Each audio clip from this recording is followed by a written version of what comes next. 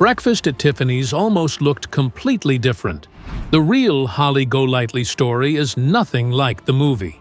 Her glamorous lifestyle came from criminal activities that could have landed her in prison for decades. Truman Capote wrote a story about survival, exploitation, and dangerous secrets.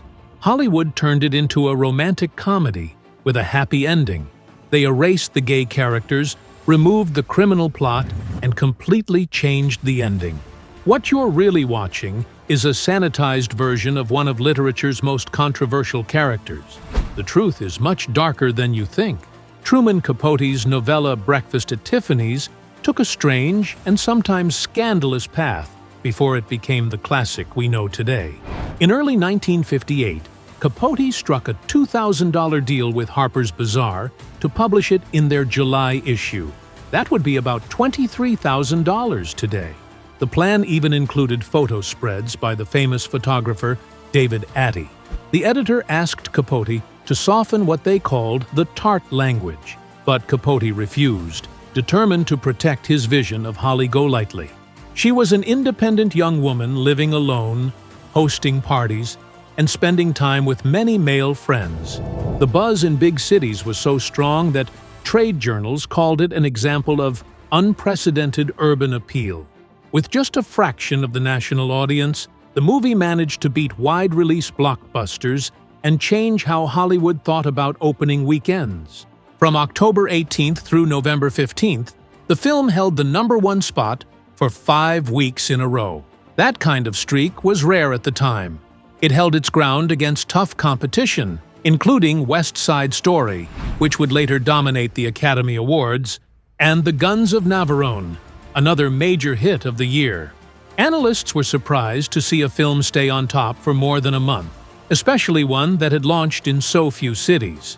Its staying power proved that audiences couldn't get enough of Hepburn's charm and the film's unique style. The success was reflected in its earnings. On a budget of $2.5 million, Breakfast at Tiffany's grossed $14 million during its initial run. $4 million came from the U.S., while $10 million came from international markets, an unusually high number for that era. Adjusted for today, the total would be worth more than $140 million. That kind of return, more than 5 times its budget, made it one of the standout hits of the early 1960s. It showed how a romantic comedy could cross borders, with Hepburn's elegance and the glamour of New York appealing to audiences worldwide. Holly's request for $50 for the powder room sounded innocent enough, but the truth was much different. In the early 1940s, $50 was the equivalent of more than $800 today. A real tip for a restroom attendant back then was only a few coins. Capote used the phrase as a code. It was a way for men to hand over large sums without saying directly what it was for. Both Holly and her companions understood what it meant, and it gave her the income to live a life far more lavish than her lack of steady work could explain. Her glamorous lifestyle came with dangers too. One of the most startling parts of the novella shows her visiting a gangster named Sally Tomato in prison. On the surface, she was just there to deliver weather reports. In truth, those reports were coded messages about drug shipments. For each visit, Holly was paid $100, the equivalent of $1,600 today. At first, she had no idea what she was caught up in. Later, the reality set in. She had been a courier in a smuggling operation. The story doesn't end with romance and charm. It ends with Holly's arrest, her name splashed across headlines as part of a narcotics scandal. Hollywood erased this completely, turning a dangerous and compromising plot into light-hearted comedy. After losing the Harper's Bazaar deal, Capote sold the novella to Esquire for $3,000, about $43,600 today. He asked them to include Addy's photographs, but the magazine used only one.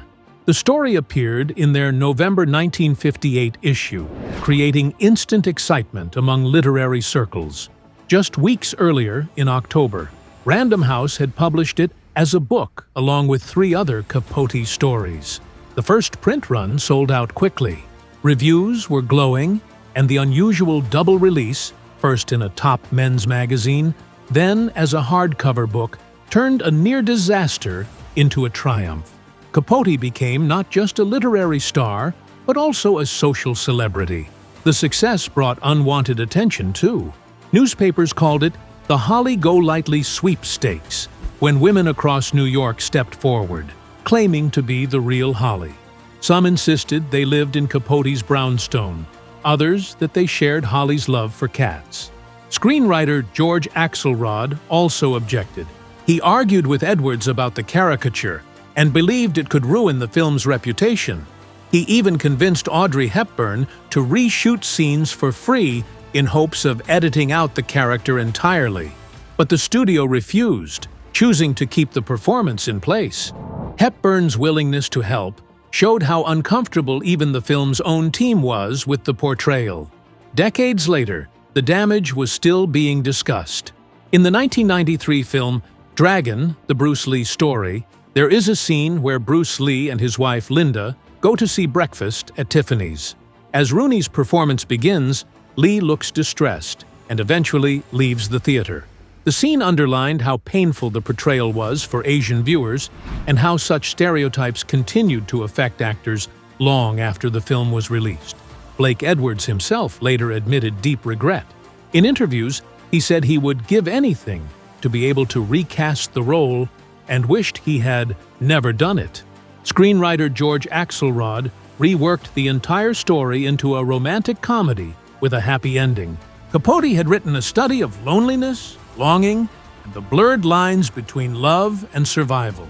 Axelrod created a neat boy-meets-girl tale instead, inventing Paul Varjak as a love interest who never existed in the book. Director Blake Edwards admitted later that the love story was added not for money, but because audiences wanted it. Capote called the result tragic. He believed his work had been reshaped into something it was never meant to be. The erasure went even deeper. Capote's original story had more than one queer character. Joe Bell, the bartender, Rusty Trawler, a wealthy socialite, and later the tenant Quaintance Smith were all written with clear homosexual coding. Holly herself even made casual observations linking certain tastes and habits with being gay. These details were bold for their time and painted New York as a place filled with outsiders trying to find where they belonged. None of this survived the Hollywood adaptation. The filmmakers removed every reference, every subtext, leaving behind a world that looked cleaner but rang far less true. Few people realize that the song Moon River, now one of the most loved pieces in film history, almost never made it into breakfast at Tiffany's. When Paramount executives first screened the film in 1961, they worried it was running too long. To them, the quiet 2-minute ballad Audrey Hepburn sang on her fire escape slowed things down and might hurt the film's box office appeal. Executive Martin Rakin even announced it should be cut. Composer Henry Mancini, who had written the melody to fit Hepburn's limited vocal range, was devastated at the idea. For a moment, it looked like Hollywood was about to erase what would become an unforgettable classic. The Hollywood version added its own battles. Capote wanted Marilyn Monroe for the role of Holly. He had written the novella with her in mind, even describing Holly's blonde hair with Monroe's look in his head. Monroe herself wanted to do it, but her acting coach Paula Strasberg warned her that playing a lady of the evening would harm her image. Monroe walked away, leaving Capote devastated. He later said the studio's decision made me want to throw up. After Monroe's refusal, stars like Shirley MacLaine and Kim Novak were considered, and the director even changed from John Frankenheimer to Blake Edwards. When the part finally reached Audrey Hepburn, she hesitated, worried she was too reserved to play such an extroverted character. The search for Holly's partner, Paul Varjak, was equally unsettled. Jack Lemmon was the first choice, but his schedule ruled him out. Steve McQueen auditioned, but didn't get the role, and Robert Wagner was also considered. In the end, George Peppard was chosen, though he was not a clear favorite. Reports later said his chemistry with Hepburn was sometimes difficult, but his performance defined the role on screen. Hepburn's experience during filming was far from easy. She admitted she felt terrified the entire time. She struggled with anxiety, slept poorly, and lost weight she could not afford to lose. She later explained, "I am not an extrovert. I operate on instinct. I did not think I had enough technique for the part." Capote's open disappointment over her casting only deepened her fears. To this day, audiences split between those who think the movie should be preserved as is and those who believe it can only be shown with strong context about its racism. Over time, the film became more than a romance in the eyes of critics and scholars. Many now view it as a story not of glamour, but of survival. Holly Golightly, often pictured as a carefree New Yorker, was in fact written as a deeply wounded woman. She lost both parents to tuberculosis as a child, endured abusive foster care, and married at just 14. Her glamorous outfits and parties were less about luxury and more about finding safety in a world that had failed her. Her mean reds, as she called her panic attacks, reveal a woman trying to mask trauma behind charm and elegance. Critics argue that understanding this side of Holly changes the entire film. Instead of a fairy tale, it becomes a portrait of a woman fighting for control of her life in a society that offered her few choices. Despite the debates, Breakfast at Tiffany's remains a cultural giant. In 2012, the Library of Congress preserved it in the National Film Registry, adding it to the small list of films deemed essential to American history. Fewer than 1% of movies ever produced received this honor. The decision was ironic to many, given the ongoing controversies surrounding it, but it confirmed the film's place in cultural memory, flaws, and all. Its impact can still be seen everywhere.